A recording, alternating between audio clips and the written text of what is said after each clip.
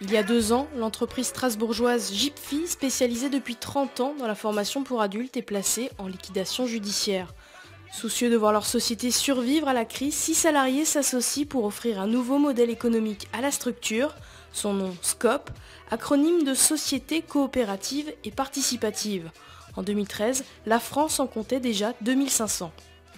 La SARL classique Gipfi a eu des soucis de trésorerie, mais par ailleurs, il y avait des salariés qui se sont mobilisés pour sauver l'entreprise, pour sauver leur emploi et pour sauver aussi l'emploi d'autres personnes, puisqu'en tout, on est 13. Notre activité, elle est centrée sur l'être humain. Je pense que je ne suis pas comme certains chefs d'entreprise qui sont seuls à ruminer leurs soucis. Moi, je peux partager. Je peux partager, je peux appeler l'Union régionale des SCOP si ça ne va pas. Enfin, voilà. Et puis j'ai les 6 associés qui sont là, enfin les 5, puisque j'en fais partie. Grâce à ce nouveau départ, Gipfi SCOP ne subit que quelques départs volontaires. Pour donner un nouvel élan à leur entreprise, les 6 nouveaux associés ont engagé la moitié de leurs indemnités dans le capital.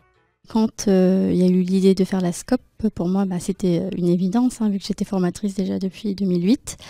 Donc voilà, c'était un métier qui me plaît beaucoup, une équipe vraiment géniale, et c'est vraiment les APP, c'est quand même un réseau qui est important en Alsace, et du coup j'ai pas hésité. Il y a vraiment du potentiel, on est quand même un acteur social important, Gipfi a fermé alors qu'on était quand même plein, on reçoit énormément de public. C'est très très important, c'était important pour moi de continuer cette aventure parce que c'est viable, c'est un projet qui est viable.